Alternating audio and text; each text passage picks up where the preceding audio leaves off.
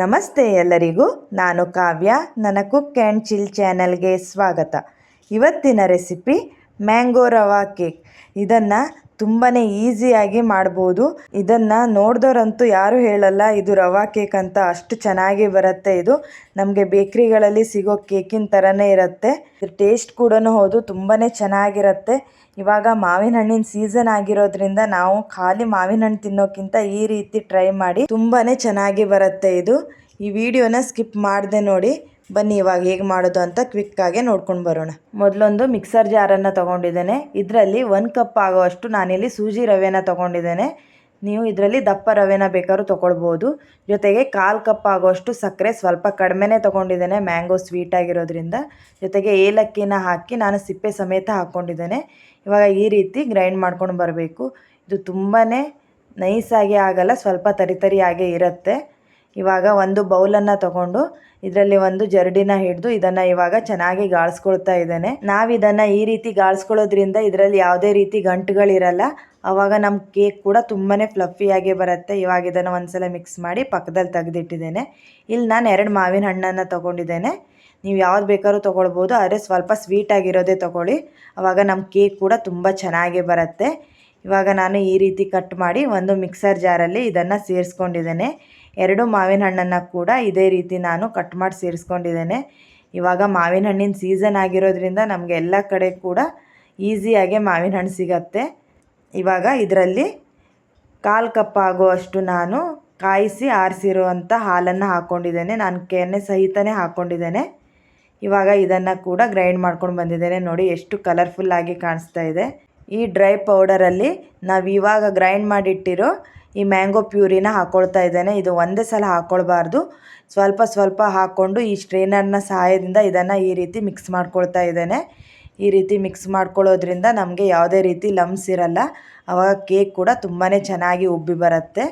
ಈ ರೀತಿ ನಾನು ಮಿಕ್ಸ್ ಮಾಡಿ ಇದನ್ನು ಇವಾಗ ಒಂದು 10 ನಿಮಿಷ ರೆಸ್ಟಿಗೆ ಇಡಬೇಕು. ನಾನಿಲ್ಲೊಂದು ಚಾಪಿಂಗ್ ಬೋರ್ಡನ್ನು ತೊಗೊಂಡು ಇದ್ರ ಮೇಲೆ ಸ್ವಲ್ಪ ಡ್ರೈ ಫ್ರೂಟ್ಸನ್ನು ಕಟ್ ಮಾಡ್ಕೊಳ್ತಾ ಇದ್ದೇನೆ. ಸ್ವಲ್ಪ ಬಾದಾಮಿ, ಜೊತೆಗೆ ಸ್ವಲ್ಪ ಗೋಡಂಬಿ, ಇದ್ರ ಜೊತೆ ಸ್ವಲ್ಪ ಪಿಸ್ತಾನ ಕೂಡ ಹಾಕ್ಕೊಂಡಿದ್ದೇನೆ. ಇದು ಆಪ್ಷನಲ್ಲು, ಬೇಕಾದರೆ ಹಾಕ್ಕೊಳ್ಳಿ, ಇಲ್ದಿರೋ ಸ್ಕಿಪ್ ಮಾಡಿ. ಹಾಕ್ಕೊಳ್ಳೇಬೇಕಂತ ಇಲ್ಲ, ನಾನು ಇರೋದ್ರಿಂದ ಸ್ವಲ್ಪ ಹಾಕ್ಕೊಂಡಿದ್ದೇನೆ. ಇದ್ರ ಜೊತೆ ಇದಕ್ಕೆ ತುಂಬ ಕಲರ್ಫುಲ್ಲಾಗಿ ಕಾಣಿಸ್ಲಿ ಅಂತ ಸ್ವಲ್ಪ ಚರ್ರಿನ ಕೂಡ ಇವಾಗ ಇದರಲ್ಲೇ ಆ್ಯಡ್ ಮಾಡ್ತಾ ಇದ್ದೇನೆ. ಈಗ ಇನ್ನೊಂದು ಕಡೆ ನಾವು ಗ್ಯಾಸನ್ನು ಹಚ್ಚಿ ಕುಕ್ಕರನ್ನು ಪ್ರೀಹೀಟ್ ಮಾಡಲಿಕ್ಕೆ ಇಡೋಣ. ಇದರಲ್ಲಿ ಸ್ವಲ್ಪ ನಾನು ಉಪ್ಪನ್ನು ಹಾಕಿ ಈ ರೀತಿ ಸ್ವಲ್ಪ ಹರಡಿಸಿ ಇದ್ರ ಮೇಲೆ ಒಂದು ಸ್ಟ್ಯಾಂಡನ್ನು ಇಟ್ಟು ಇದು ಒಂದು 5 ನಿಮಿಷ ಪ್ರೀಹೀಟ್ ಮಾಡಲಿಕ್ಕೆ ಇಟ್ಟಿದ್ದೇನೆ. ಈಗ ಈ ಕೇಕ್ ಬ್ಯಾಟರ್ ಕೂಡ ಸೆಟ್ ಆಗಿದೆ. ನಮ್ಮ ರವೆ ಕೂಡ ತುಂಬ ಚೆನ್ನಾಗಿ ಉಬ್ಬಿ ಬಂದಿದೆ. ಇವಾಗ ಇದರಲ್ಲಿ ಸ್ವಲ್ಪ ಪಿಸ್ತಾ, ಸ್ವಲ್ಪ ಗೋಡಂಬಿ ಹಾಗೂ ಸ್ವಲ್ಪ ಬಾದಾಮಿನ ಈ ರೀತಿ ಹಾಕ್ಕೊಳ್ತಾ ಇದ್ದೇನೆ. ಇದ್ರ ಜೊತೆ ಸ್ವಲ್ಪ ಚರ್ರಿನ ಕೂಡ ಹಾಕ್ಕೊಂಡಿದ್ದೇನೆ. ಇವಾಗ ನಾನಿಲ್ಲಿ ಒಂದು ಒಗ್ಗರಣೆ ಪ್ಯಾನನ್ನು ತೊಗೊಂಡು ಇದರಲ್ಲಿ 2 ಸ್ಪೂನ್ ಆಗುವಷ್ಟು ತುಪ್ಪನ ಹಾಕ್ಕೊಂಡಿದ್ದೇನೆ. ಇದನ್ನು ಮೆಲ್ಟ್ ಮಾಡಿ ಇದೇ ಬ್ಯಾಟರಲ್ಲಿ ನಾವು ಹಾಕ್ಕೊಂಡು ಚೆನ್ನಾಗಿ ಇದನ್ನು ಮಿಕ್ಸ್ ಮಾಡ್ಕೊಳ್ಬೇಕು. ನೀವು ತುಪ್ಪದ ಬದಲು ಬೆಣ್ಣೆ ಅಥವಾ ಅಡುಗೆ ಎಣ್ಣೆನ ಕೂಡ ಹಾಕ್ಕೊಳ್ಬೋದು.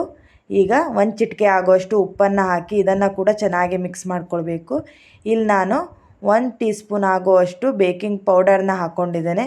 ಇದನ್ನು ಕೂಡ ಒಂದು ಸಲ ಮಿಕ್ಸ್ ಮಾಡಿ ಇದನ್ನು ಹಾಕಿ ತುಂಬ ಹೊತ್ತು ಬಿಡಬಾರ್ದು. ಒಂದು ಸಲ ಸ್ಟ್ರೈನರ್ನಿಂದ ತಿರುಗಿಸಿ ನಾವು ಯಾವ ಮೋಲ್ಡಲ್ಲಿ ಕೇಕನ್ನು ಮಾಡ್ತೇವೋ ಅದಕ್ಕೆ ಒಂದು ಬಟರ್ ಪೇಪರನ್ನು ಹಾಕಿ ಅದ್ರ ಮೇಲೆ ಈ ರೀತಿ ಹಾಕ್ಕೊಳ್ಬೇಕು. ನಾನು ಒಂದು ಸಲ ಈ ರೀತಿ ಟ್ಯಾಪ್ ಮಾಡಿ ಇವಾಗ ಇದ್ರ ಮೇಲೆ ಸ್ವಲ್ಪ ಡ್ರೈ ಫ್ರೂಟ್ಸನ್ನು ನಾನು ಈ ರೀತಿ ಹಾಕ್ಕೊಳ್ತಾ ಇದ್ದೇನೆ. ಇದು ಸ್ವಲ್ಪ ಕಲರ್ಫುಲ್ಲಾಗಿ ಕಾಣಿಸ್ಲಿ ಅಂತ ಅಷ್ಟೇ. ಇವಾಗ ಪ್ರೀಹೀಟ್ ಆಗಿದೆ. ಕುಕ್ಕರಲ್ಲಿ ನಾನು ಇಡ್ತಾ ಇದ್ದೇನೆ. ಲಿಡ್ಡನ್ನು ಕ್ಲೋಸ್ ಮಾಡೋಕ್ಕಿಂತ ಮುಂಚೆ ಇದ್ರದ್ದು ವಿಷಲ್ ಮತ್ತು ರಬ್ಬರನ್ನು ತೆಗೆದು ನಾನು ಇವಾಗ ಇದನ್ನು 40 ನಿಮಿಷ ಇಟ್ಟಿದ್ದೇನೆ. 40 ನಿಮಿಷದ ನಂತರನೇ ತೆಗೆದು ನೋಡಿ. ಮಧ್ಯೆ ಎಲ್ಲ ಓಪನ್ ಮಾಡಿ ನೋಡ್ಲಿಕ್ಕೆ ಹೋಗಬೇಡಿ, ಆಗ ಕೇಕ್ ಅಷ್ಟು ಚೆನ್ನಾಗಿ ಬರಲ್ಲ. ಇವಾಗ ನಾನಿದು ಬೆಂದಿದೆಯಾ ಇಲ್ಲ ಅಂತ ಒಂದು ಟೂತ್ ಪಿಕ್ನ ಸಹಾಯದಿಂದ ಈ ರೀತಿ ಹಾಕಿ ನೋಡ್ತಾ ಇದ್ದೇನೆ. ಇದು ತುಂಬಾ ಚೆನ್ನಾಗಿ ಬೆಂದಿದೆ. ಏನಾದರೂ ಕೇಕ್ ಬೆಂದಿಲ್ಲ ಅಂದರೆ ಇನ್ನೊಂದು 10 ನಿಮಿಷ ಎಕ್ಸ್ಟ್ರಾ ಇಡಿ, ಆವಾಗ ಚೆನ್ನಾಗಿ ಬೇಯುತ್ತೆ. ಇವಾಗ ನಾನು 1 ಅವರ್ ನಂತರ ಇದು ತಣ್ಣಗಾದ ನಂತರನೇ ಇದ್ರ ಮೇಲೆ ಹಾಕಿರೋ ಈ ಬಟರ್ ಪೇಪರ್ನ ತೆಗಿತಾ ಇದ್ದೇನೆ. ನೋಡಿ ಎಷ್ಟು ಚೆನ್ನಾಗಿ ಬಂದಿದೆ. ಇದನ್ನು ನೋಡ್ತಾ ಇದ್ದರೆ ಯಾರೂ ಹೇಳಲ್ಲ ಇದು ರವಾ ಕೇಕ್ ಅಂತ. ಅಷ್ಟು ಚೆನ್ನಾಗಿ ಫ್ಲಫಿಯಾಗಿ ಬಂದಿದೆ. ಇದು ನೋಡಲಿಕ್ಕೂ ಕೂಡ ತುಂಬಾ ಕಲರ್ಫುಲ್ಲಾಗಿ ಕೂಡ ಕಾಣಿಸ್ತಾ ಇದೆ. ಇದ್ರ ಬ್ಯಾಕ್ ಸೈಡ್ ಕೂಡ ಹೌದು, ಸಮ ಪ್ರಮಾಣದಲ್ಲೇ ಬೆಂದಿದೆ. ಇದು ಮಕ್ಕಳಿಗೂ ಕೂಡ ತುಂಬಾ ಇಷ್ಟವಾಗುತ್ತೆ.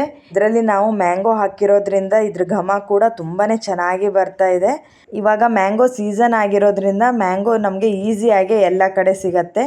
ಈ ರೀತಿ ನಾವು ಮ್ಯಾಂಗೋನ ಖಾಲಿ ತಿನ್ನೋಕ್ಕಿಂತ ಈ ರೀತಿ ರೆಸಿಪಿನ ಟ್ರೈ ಮಾಡಿ. ಇದು ಡಿಫ್ರೆಂಟ್ ಆಗಿ ಕೂಡ ಇರುತ್ತೆ ಹಾಗೂ ಟೇಸ್ಟ್ ಕೂಡ ಹೌದು, ತುಂಬ ಚೆನ್ನಾಗಿ ಬರುತ್ತೆ. ನಿಮ್ಮ ಫ್ಯಾಮಿಲಿಗೂ ಕೂಡ ಇದು ಖಂಡಿತವಾಗ್ಲೂ ಇಷ್ಟವಾಗುತ್ತೆ. ಇವಾಗ ಇದನ್ನು ನಿಮಗೆ ಕಟ್ ಮಾಡಿ ಕೂಡ ತೋರಿಸ್ತಾ ಇದ್ದೇನೆ. ನೋಡಿ ಇದು ಎಷ್ಟು ಫ್ಲಫಿಯಾಗಿ ಬಂದಿದೆ. ಯಾರು ಹೇಳಲ್ಲ ಇದು ರವಾ ಕೇಕ್ ಅಂತ, ಅಷ್ಟು ಚೆನ್ನಾಗಿ ಬರುತ್ತೆ. ತಿಂದಾಗಲೇ ಗೊತ್ತಾಗತ್ತೆ ಇದು ರವಾ ಕೇಕ್ ಅಂತ. ನೋಡಿದರೆ ಅಂತೂ ಖಂಡಿತವಾಗ್ಲೂ ಯಾರಿಗೂ ಗೊತ್ತಾಗಲ್ಲ. ಇದ್ರ ಕಲರ್ ಕೂಡ ಹೌದು, ನಾವು ಯಾವುದೇ ರೀತಿ ಆರ್ಟಿಫಿಷಿಯಲ್ ಕಲರನ್ನು ಹಾಕಿಲ್ಲ. ಮ್ಯಾಂಗೋ ಹಾಕಿರೋದ್ರಿಂದ ಇಷ್ಟು ಬ್ರೈಟಾಗಿ ಕಲರ್ ಬಂದಿದೆ. ನೋಡ್ತಾ ಇದ್ರೇ ತಿನ್ನಬೇಕು ಅನಿಸುತ್ತೆ, ಅಷ್ಟು ಚೆನ್ನಾಗಿ ಇದೆ ಈ ಕೇಕು. ಮಿಸ್ ಮಾಡದೆ ಇದನ್ನು ಟ್ರೈ ಮಾಡಿ. ಏನಾದರೂ ಈ ರೆಸಿಪಿ ಇಷ್ಟವಾದರೆ ಪ್ಲೀಸ್ ಇದನ್ನು ನಿಮ್ಮ ಫ್ಯಾಮಿಲಿ ಫ್ರೆಂಡ್ ಜೊತೆ ಶೇರ್ ಮಾಡಿ, ಸಬ್ಸ್ಕ್ರೈಬ್ ಮಾಡ್ಕೊಳ್ಳಿ ಹಾಗೂ ಕಮೆಂಟ್ ಮಾಡಿ. ಆದಷ್ಟು ಬೇಗ ಇನ್ನೊಂದು ಒಳ್ಳೆ ರೆಸಿಪಿಯೊಂದಿಗೆ ಸಿಗೋ ತನಕ ನಿಮಗೆ ಧನ್ಯವಾದಗಳು.